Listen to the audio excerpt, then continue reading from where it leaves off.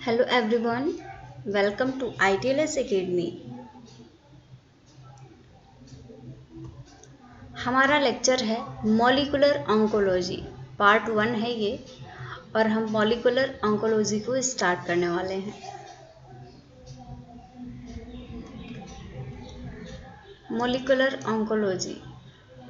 Oncology is the study of tumours. Oncology एक ऐसी study है जो कि ट्यूमर्स की स्टडी है।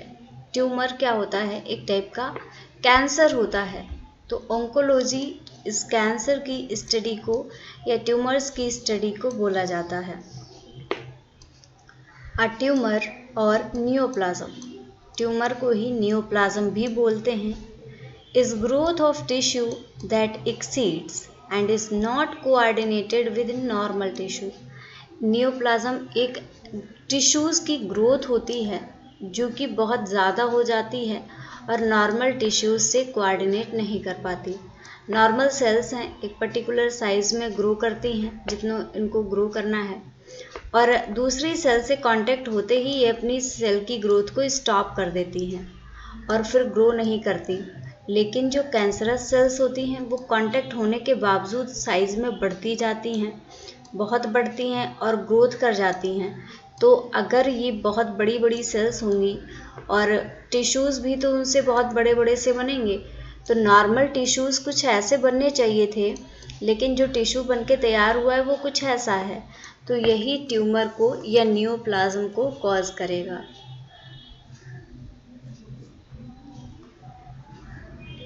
ट्यूमर्स आर आइदर बिनाइन और मैलिग्नेंट। ट्यूमर्स दो प्रकार के होते हैं। जो बिनाइन ट्यूमर्स होते हैं, बिनाइन का मतलब होता है ऐसे ट्यूमर्स, ऐसा कैंसर जो कि जहाँ पे है वहीं पे रहेगा, वो उसके आगे नहीं बढ़ेगा। जबकि मैलिग्नेंट का मतलब होता है invasive and trending to recur at multiple site. ये बहुत इन्वेसिव होता है और ये बहुत सारी जगहों पे जा सकता है। ये टहलता रहता है, एक जगह पे इसने कैंसर का या गांठ जैसी बना ली, घूम रहा है पूरे बॉडी में। ये बहुत खतरनाक होता है। बिनाइन ट्यूमर्स जो होते हैं वो इतने ज़्यादा डेंजरस नहीं होते, लेकिन ये जो मैलिग्नेंट ट्यूमर्स होते हैं ये बहुत खतरनाक टाइप के ट्यूमर्स होते हैं। Cancer is a term that includes all malignant tumours. Cancer एक ऐसा टर्म है जो कि सारे मैलिग्नेंट ट्यूमर्स को इंक्लूड करता है। कैंसर में ही सारे मैलिग्नेंट ट्यूमर्स इंक्लूडेड होते हैं। Molecular oncology is the study of cancer. Molecular oncology जो हमारा चैप्टर है ये कैंसर की स्टडी है। कैंसर के बारे में हम पढ़ेंगे और कैंसर की study at the molecular level, उसके मॉलिक्यूलर लेवल पे, ऐसे ही नहीं कि एक ओवरव्यू देख लिया, उसमें कैसे कैसे रिएक्शंस चल रही हैं हम ये देखेंगे कैंसर की स्टडी में।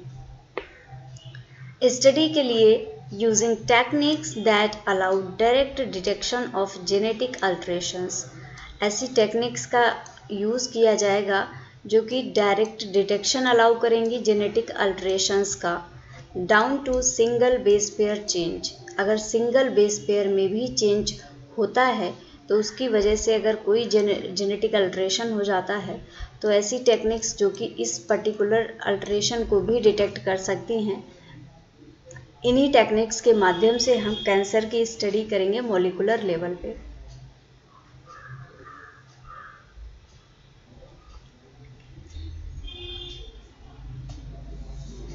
अब आता है क्लासिफिकेशन ऑफ नियोप्लाज्म या classification of tumours.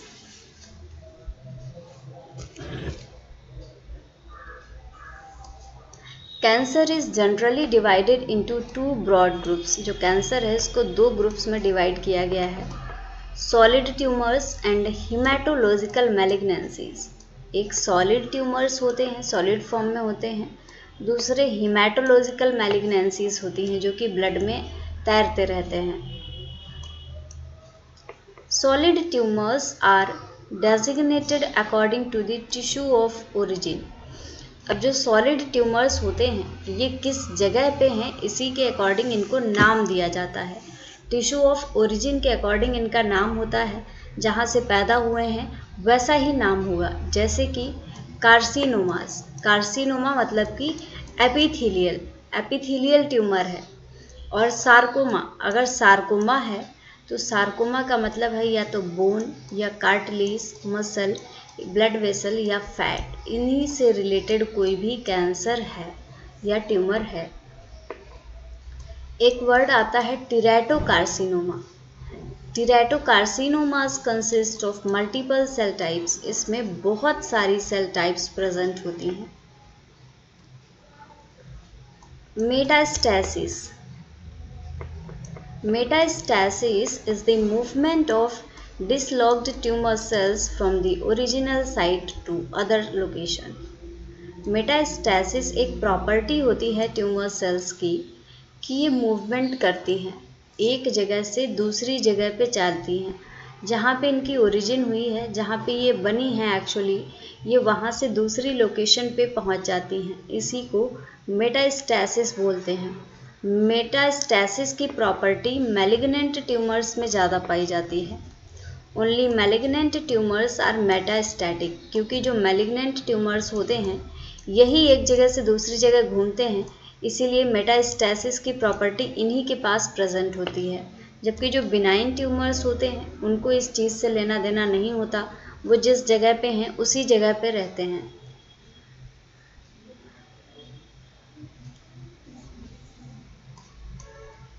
Clinical analysis may be performed to detect the presence of relocated or circulating metastatized cells to aid in the treatment study. कोई भी अगर ट्यूमर है, अगर वो एक ही जगह पे है या लोकेशन को चेंज कर रहा है, सर्कुलेट हो रहा है, मेटास्टैसिस शो कर रहा है, तो उसकी क्लिनिकल एनालिसिस को परफॉर्म किया जा सकता है, ताकि क्लिनिकल एनालिसिस के द्वारा उसके प्रेजेंस को पता लगाया जा सके और उसके आगे ट्रीटमेंट की कौन सी स्ट्रैटेजी अपनानी है, इसको अपनाया जा सके।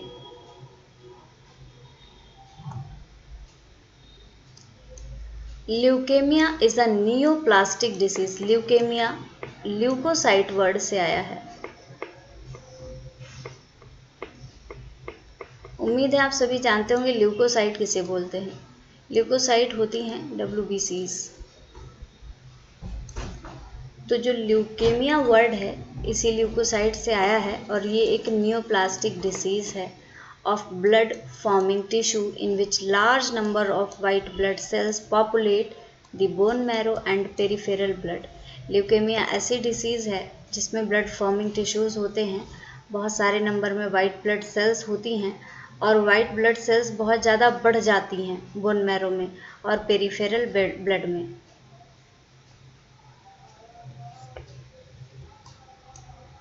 Lymphoma is a neoplasm of lymphocyte. Lymphoma जो है ये लिम्फोसाइट्स का नियोप्लाज्म होता है that forms discrete tissue masses, जो कि डिस्क्रीट टिश्यू मासेस को बनाता है। The difference between these diseases is not clear. इन डिसीजेज के बीच में कोई भी डिफरेंस क्लियर नहीं है। As lymphocytic leukaemia and lymphomas can display bone marrow and blood symptoms similar to those of leukemiasis। क्योंकि जो लिम्फोसाइटिक ल्यूकेमिया होते हैं और लिम्फोमास होते हैं वो बोन मैरो को डिस्प्ले कर सकते हैं और ब्लड सिम्टम्स को डिस्प्ले कर सकते हैं जो कि ल्यूकेमियासिस के सिमिलर होते हैं। Within lymphomas Hodgkin's disease is a histologically and clinically different disease. एक डिसीज है हॉटकिंस डिसीज जो कि histologically and clinically different disease है than all other types of lymphoma. ये हर एक टाइप्स के दूसरे टाइप के लिम्फोमा से अधिक है। इसको कहा जाता है non Hodgkin's lymphoma. Plasma cell neoplasm which arise from terminally differentiated B cells are also classified in a separate category.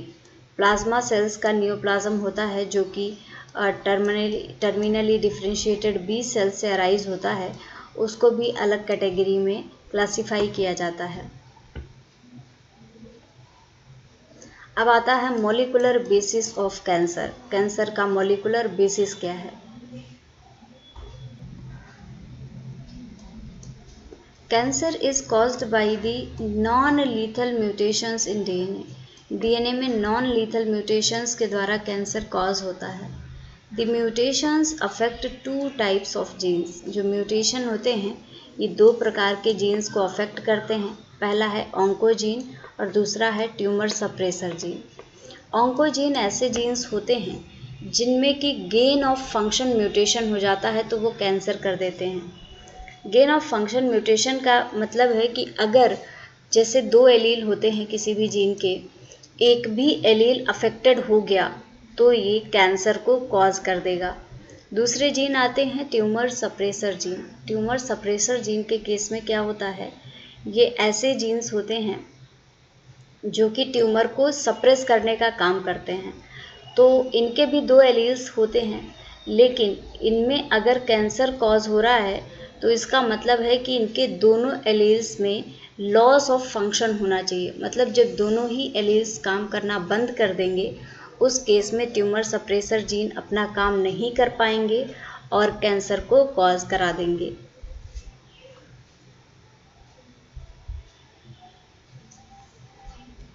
These genes control the cell division cycle। ये जो ऑन्कोजीन्स और ट्यूमर सप्रेसर जीन्स होते हैं ये cell division cycle को control करते हैं। कैसे? ऑन्कोजीन जो होता है ये सेल साइकिल को बढ़ा देगा, बहुत जल्दी जल्दी सेल्स डिवाइड करेंगी ताकि कैंसर बन जाए। लेकिन जो ट्यूमर सप्रेसर जीन्स होते हैं ये सेल साइकिल को कंट्रोल्ड वे में चलाते हैं कि जितनी होनी चाहिए उतनी ही हो ताकि कैंसर ना हो। Oncogenes promote cell division. जैसा कि मैंने बताया ऑन्कोजीन्स सेल डिवीज़न को बढ़ा देते हैं ताकि सेल्स बहुत जल्दी जल्दी ग्रो करें और कैंसर कॉज करें। Oncogenes also support cell survival by inhibiting apoptosis. Apoptosis एक ऐसी क्रिया होती है जिसमें सेल की नेचुरल डेथ होती है।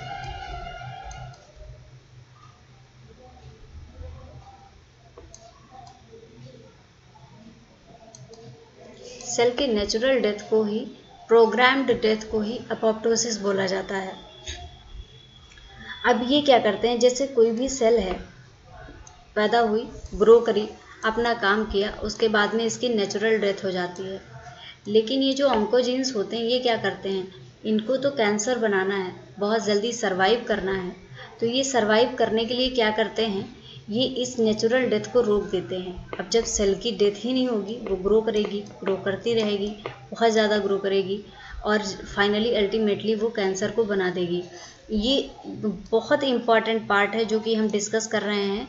ये स्लाइड बहुत इम्पॉर्टेंट है, इससे बहुत क्वेश्चंस आते हैं, बहुत ज़्यादा क्वेश्चंस आते हैं, तो बहुत ध्यान से एक एक चीज़ को समझिएगा आप लोग। तो ये क्या करते हैं, ऑन्कोजीन्स की प्रॉपर्टी मैं अलग से लिख के बताती हूँ।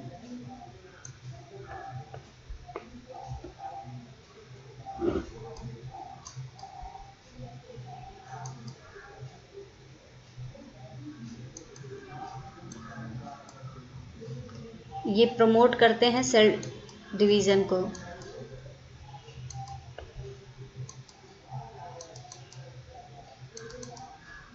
और इनहिबिट क्या करते हैं, आप लोग बताइए।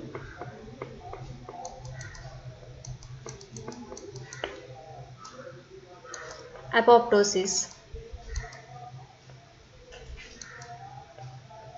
एपोप्टोसिस क्या होती है, एपोप्टोसिस होती है PCD।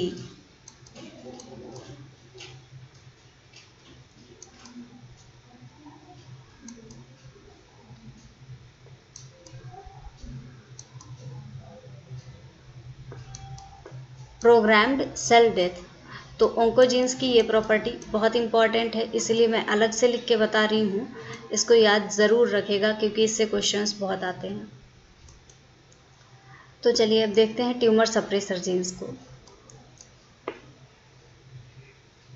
Tumour suppressors counteract the movement of the cell from G1 to S और G2 to M फेज। जो ट्यूमर सप्रेसर होते हैं ये काउंटरैक्ट करते हैं सेल के G1 से S स्टेज में जाने को और G2 से M स्टेज में जाने को। ये सेल साइकिल की स्टेजेस हैं, सभी को पता ही होंगी। These 2 points are therefore referred to as G1 checkpoint and G2 checkpoint in the cell division cycle। अब G1 से S में जब जा रही है सेल तो उसको G1 चेक पॉइंट बोला जाता है, और जब G2 से M में जा रही है उसको G2 चेक पॉइंट बोला जाता है। ये चेक पॉइंट्स ऐसे होते हैं जहाँ पे ये देखा जाता है कि कोई भी जो सेल है वो प्रॉपर उसका जो डीएनए है उसका रेप्लिकेट हुआ है या नहीं, सेल के डीएनए में कोई गड़बड़ी तो नहीं है। अगर गड़बड़ी है तो उसको रोक दिया जाता है डिवीज़न से, और अगर सेल बहुत सही है तो उसको डिवीज़न के लिए भेज दिया जाता है। In cancer cells, mutations in oncogenes are usually gain of mutation.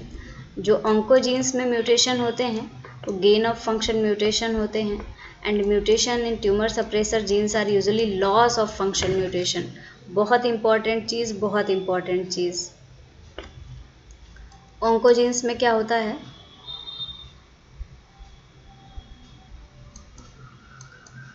oncogenes में होता है gain of function. Gain of function का मतलब क्या है? जो एलील्स हैं वो और ज़्यादा फंक्शन करने लगेंगे। दूसरे क्या होते हैं? Tumour suppressor jeans. इनमें क्या होता है? Loss of function. और ये दोनों क्या हैं? ये हैं म्यूटेशन। अगर गेन ऑफ फंक्शन म्यूटेशंस हो जाते हैं तो ऑन्कोजीन में तो कैंसर हो जाता है, और लॉस ऑफ फंक्शन अगर ट्यूमर सप्रेसर जीन में हो जाता है तो कैंसर हो जाता है। एक और चीज़, अगर ऑन्कोजीन्स की बात करें, ऑन्कोजीन्स में एक एलील अगर अफेक्टेड है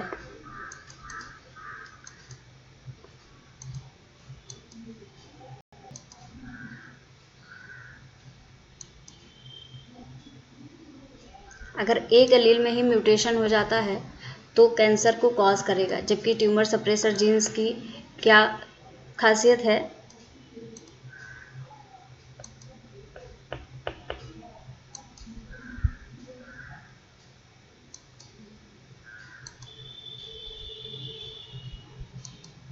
दोनों ही एलील्स अफेक्टेड होने ही चाहिए।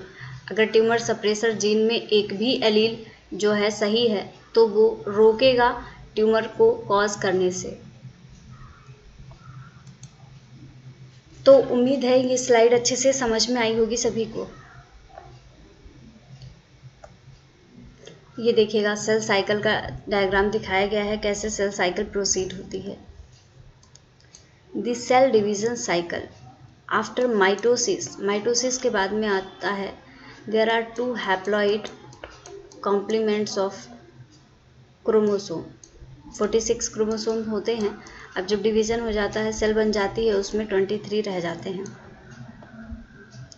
इन the G one phase of the cell division cycle, और ये जीवन की बात हो रही है जब यहाँ 23 क्रोमोसोम्स रह जाते हैं।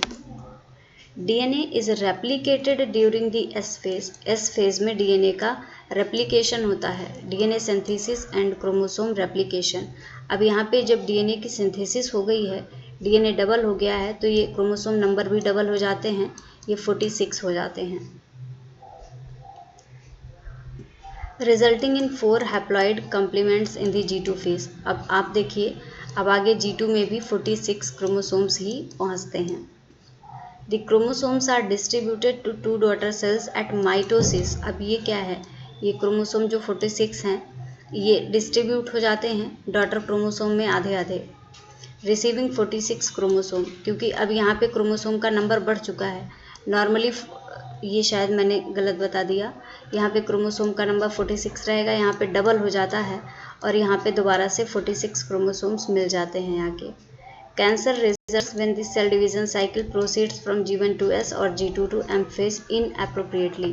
अगर G1 से S में जो सेल्स जा रही हैं वो ढंग से नहीं जा रही हैं, इनएप्रोप्रिएटली जा रही हैं, तो उस केस में कैंसर हो सकता है। वही अगर G2 से M फेज में सेल्स सही से नहीं पहुंच रही हैं तो उस केस में भी कैंसर हो जाता है।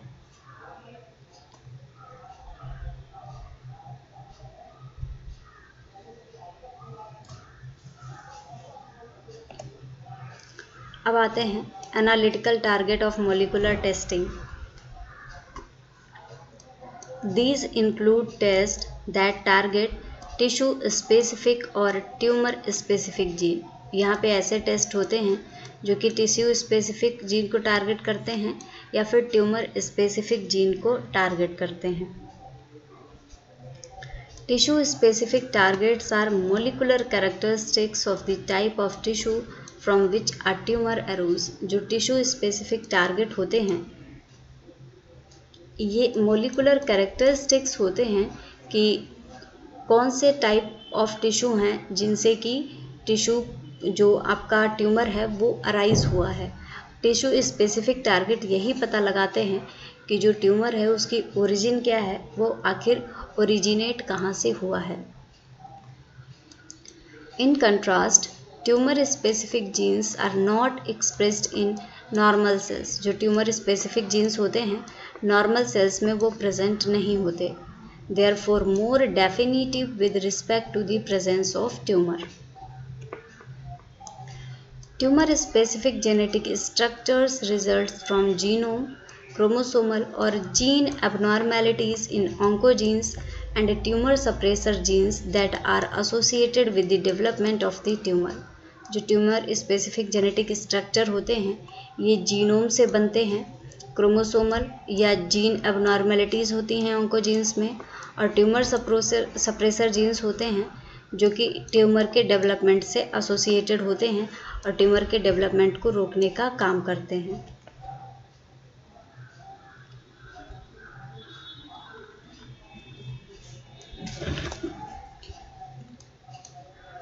Gene mutations and chromosomal translocations are found in solid tumors.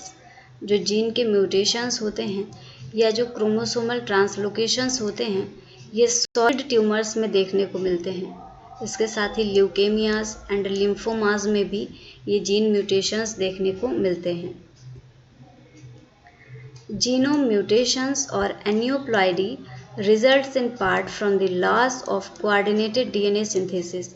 जो जीनोम म्यूटेशंस होते हैं या जो एनियोप्लॉइडी होती है ये कोऑर्डिनेटेड डीएनए सिंथेसिस के लॉस से बनती है and cell division that occurs when tumour suppressor और oncogenes are dysfunctional.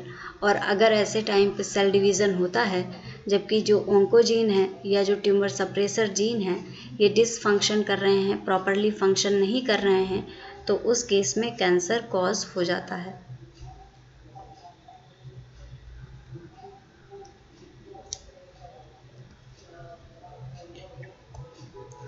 So thank you everyone for watching this session.